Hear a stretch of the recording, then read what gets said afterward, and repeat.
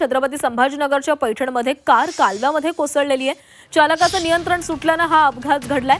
पैठणच्या चांगतपुरी गावाजवळची ही घटना आहे। कारमधील दोघे जण पाण्यामध्ये वाहून गेलेले आहेत। मदतीसाठी गेलेला तरुणही बेपत्ता झालाय। सोमवारी रात्रीची ही घटना आहे, त्यामुळे आता शोधकार्य देखील सुरू करण्यात आले।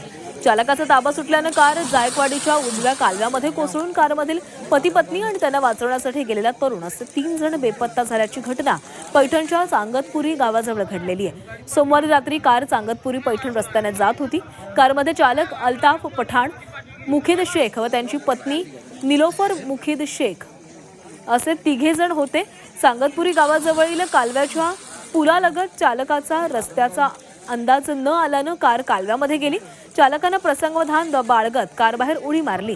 कालव्याला पाणी असल्यामुळे कारमधील पती पत्नी असे दोघे कारसह पाण्यात बुडून गेले।